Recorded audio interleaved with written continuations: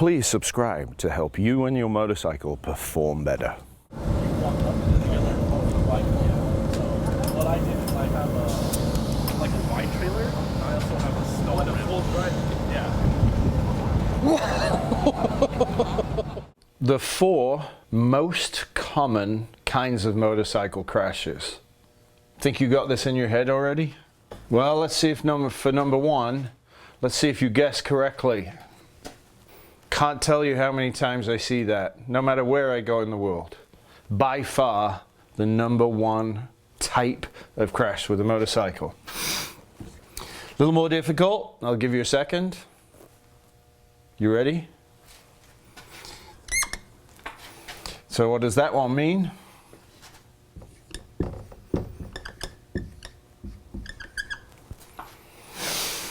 Okay. Nowhere near as frequent. Not even close. These days it's actually quite rare. Ready? Because generally we're way more aggressive on the brakes than we are with the throttle. And number 4.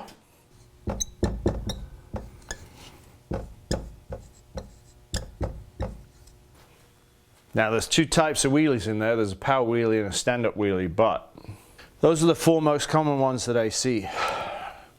Wonder how many you got right. There are basically 4 ways in which this crash can happen.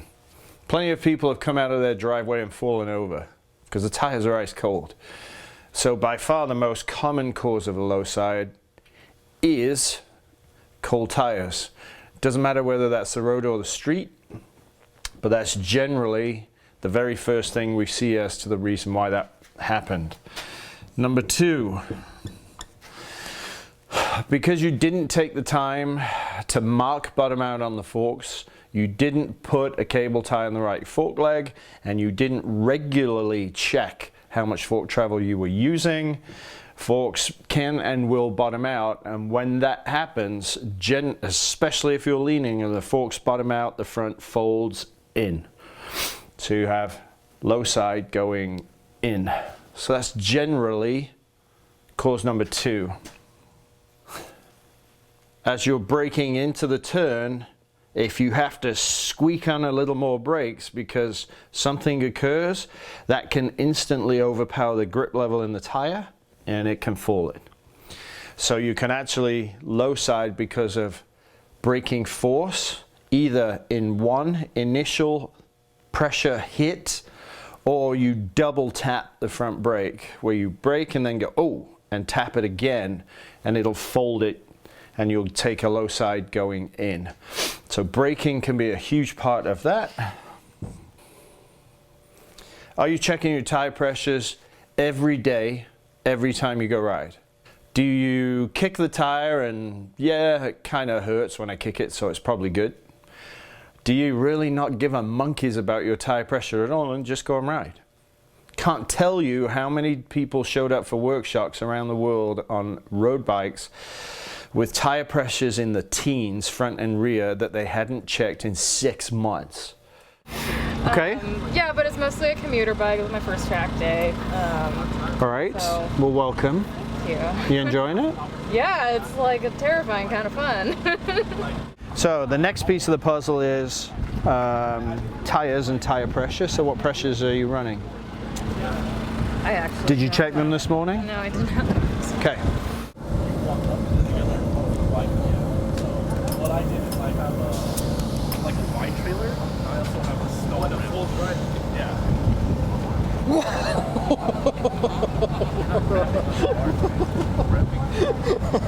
So the part of that is checking your tire pressure on a daily basis is a task that's very difficult for us because we've got stuff to do and we're late and we got this and we got that and we got the other. So checking your tire pressure on a Monday and then a Wednesday and a Friday might be helpful for you in your work environment.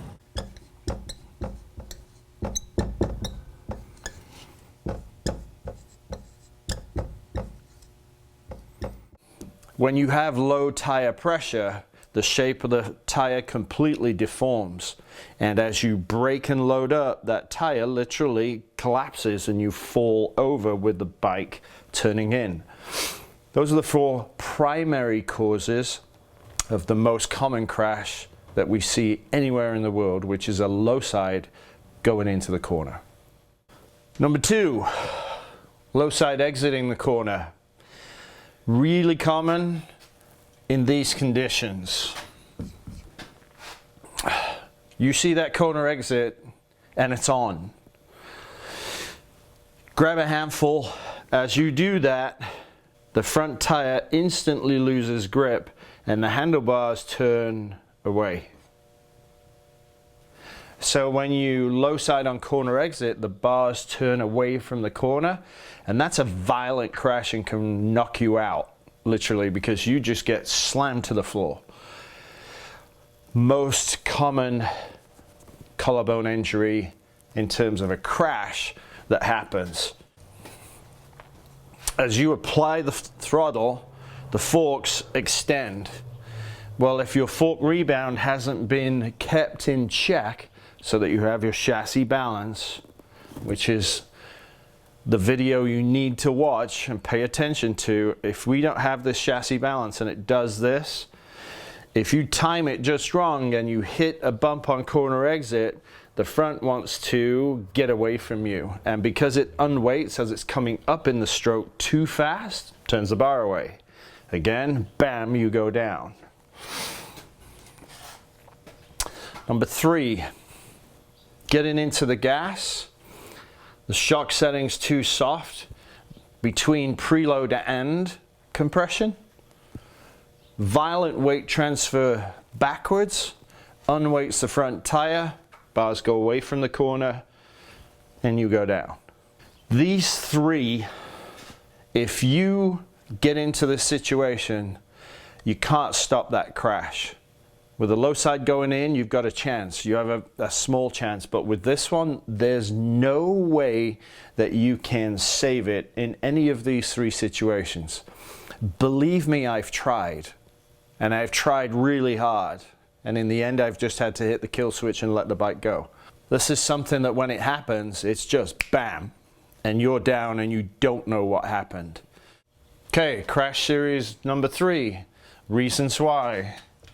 If you have too much lean angle and start applying the gas, the tire is very likely to spin and then grip and get your frequent flyer card out, swipe it, and see how much hang time you get in seconds. Way too much throttle, not too much lean. Tire spins, hooks and flicks. Instead of rolling the throttle on, you just get after it and it spits right out on you and flicks you. Number 3, you might be a little surprised at this one. If your chain is too tight, the swing arm can't move. If the swing arm can't move and you're getting hard on the gas, there's the potential for the tire to spin, grip, flick. Plenty of bikes I've seen that are high side, you'd come in for me to give a crash review over the bike of what needs to be fixed. That's one of the things I go to immediately. You're approaching a corner, you're braking and leaning, you downshift way too high on the RPMs.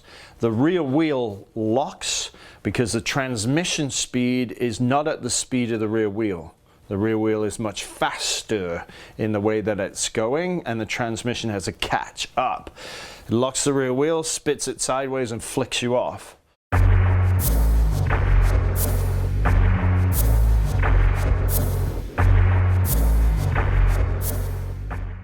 All right, number 4, tank slapper. Number 1 cause. I'd be really interested to see how many people pick this one. Is the front end too high? Is the front end too low? It's either or, because if the tire is pitched forward, is trying to drive into the ground, then at some speed, you're going to get that. If you're rolling down the road and you're accelerating and the tire loses grip, you're going to get that. That's by far the number 1 cause. I think that's pretty self-explanatory. I've even seen handlebars snap off when people have done that. It's never good and it never ends well. Number 3, coming off the corner, you light the bike up, the front end drifts up, and then it plants and we're still leaning. At that point, the wheel's pointing one way, the bike is leaning. When it lands, the bike does what it always wants to do, which is try and straighten up. And at that point, you'll get the tank slapper. Number 4, don't care if it's road or track. If you have crashed your bike and not had it measured, there's probably some form of radial twist in your bike. So, my Suzuki Bandit, which I discovered not too long ago at right around 37 to 39 miles an hour, if I am decelerating and take my hands off the bar, it goes into an extremely violent tank slapper. I was told the bike was never crashed. Lo and behold, for the first time, and I've had that bike for what, 3 years now? For whatever reason, I let go of the bars and all of a sudden it did the tank slapper. I took something for granted. So just decelerating in a straight line, it would have put me on the floor unless I'd have stopped the tank slapper. So if a bike is purchased used, always assume crashed and get the front end checked out.